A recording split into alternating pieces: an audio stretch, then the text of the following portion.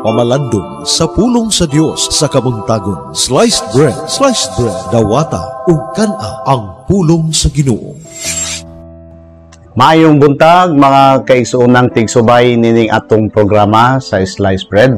Karong Domingguha atong pamalandungan ang Ebanghelyo kinutlo ni San Mateo, kapitulo 22, versikulo 34 ngadto sa 40. May tungod kini sa labing importanteng kasuguan ug ang tubag sa atong Ginoong Hesus mao kini.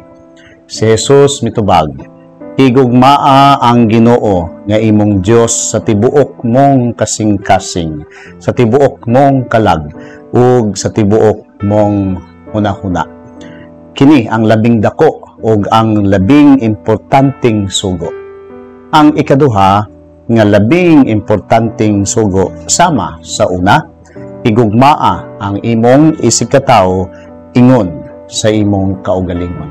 Nagsukad ni ining duha ka sugo ang tibuok balaod ni Moises ug ang mga pagtulun-an sa mga propeta.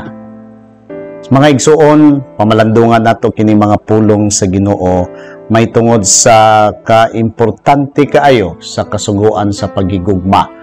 Nining iyahang pagtubag sa pangutana sa mga Pariseo, siya nagpasabot nga ang tanang mga sugo gikan sa balaod ni Moises o sa mga propeta nagsukad gayod ni ining duha ka mahinungdanon kayong sugo, ang paghigugma sa Dios number 1 ug ang paghigugma sa isig kaingon sama sa paghigugma sa kaugalingon. So mga igsuon, karon kita mga sumusunod ni Kristo, maupod ang ato ang moral obligation sa pagtuman sa balaod, nagsukad ni ining balaod sa gugma. Ug importante nga ato ang makit-an o masabtan nga kining duha ka balaod sa gugma nga duha ka aspeto, gugma sa Dios, gugma sa isig kaingon, kanunay ni siyang dapat nga kanang kauban, dili siya angay nga bulagon. Kay kung bulagon nato, pwede man ta nga maghigugma sa Dios, pakita tag debosyon, pagsimba, nya wala tay pagtagad sa ato isig kaingon, dili na siya tibuok nga tinuod nga pagtuman sa kasuguan sa gugma.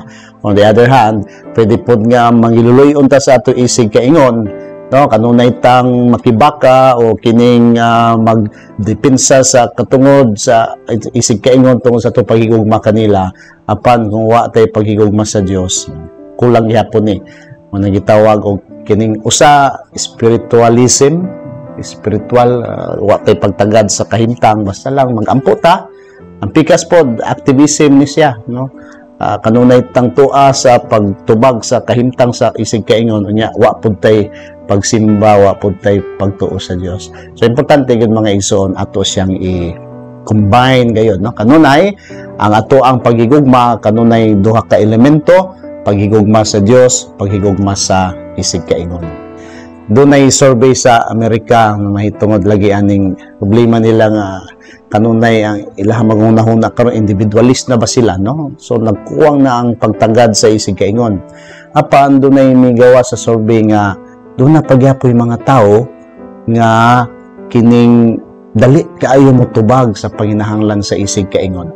Ug namatikdan nila kini mga tawhana katong hinimbahon, katong mga adunay paghigugma sa Dios, no, nagpakita sila pagkahinimbaon, pagsimba sa Ginoo, sila pud tong kusog kaayo mo participate sa mga charitable nga mga kalihukan, no, agig pagpakita pod pagpadayag ngadto sa gugma sa isig kaingon. So mga igsoon hinaot, ingana pud ta, no, ikalipay gayon sa Ginoo nga kita gasimba kaniya, nagpadayag sa atong devotion kaniya, paghigugma kaniya, nga kanang maong gugma usab maoy magtukmod kanato nga dili ta magpakabuta-bungol sa mga paginahanglan sa atong isig kaingon, no, nga mapadayag nato kini maong gugma ngadto sa ato isig kaingon.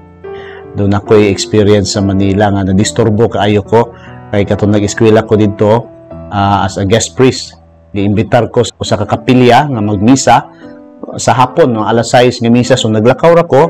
Unya moagi kog usa ka food chain, nakamatikod ko nga baho kaing panos Unya nakamatikod ko nga ang kato ilang basura bali na ay nangawkaw niya akong nagtanaw abi nako og iro ang nagkawkaw. Palayo ko gamay sus kana yung inig hapit na gid nga duol pinakaduol nako sa maong basurahan. Nakita nako sus tawo man di ay ang gapangawkaw. Papa, mama og anak sa akong tan-aw. Sa to pa usa ka pamilya dito gapanihapon sa basurahan. So gidaladalan ako na nga maong kanang experience hantod nagmisa ko ako yung gi-share sa mga tao ngayong ana ako na saksihan o hilom kaayo ang tibuok kapilya. Hilom kay mi kay tinuod, it's disturbing no nga kita ni asa kapilya karon nagsimba kita at the same time doon natay mga kaigsuunan nga na nanihapon in town sa basurahan. So kana no usa ka disturbing nga so kini di ay balaod sa gugma murag sayon lang siya paminaw pero actually it disturbs us. Makadisturbo mga igsuon kay kung kita mahimong labing suod sa Dios sa paghigugma unya ingani ang kahimtang sa palibot it disturbs us. Mo na nga kita nga adunay pagtuo paghigugma sa Dios kita gidtong madasig nga mukabot o manikamot sa pagtubag sa mga panginahalan sa isig kaingon. Tungod kay ang atong kasing-kasing adunay paghigugma. Paghigugma sa Dios, paghigugma sa isig kaingon. So mga igsuon hinaot nakapalamdag kini kanato og kung dunay nadisturbo ka tungod sa kahimtang kana tungod na sa obligasyon sa paghigugma, dili nato mapiyong atong mata na magmalinaw itong kinabuhi kung tinuod gayod nga mo reach out ta no sa mga nagkinahanglan tungod kay ang ato kasing-kasing puno sa gugma sa Dios ug sa isig kaingon. So, mga igsoon kini si Bishop Joey nagpadayon sa pagdasig kaninyo sa pagpamalandong sa pulong sa Dios matag adlaw. God bless you. Sliced bread, dawata ug kana ang pulong sa Ginoo.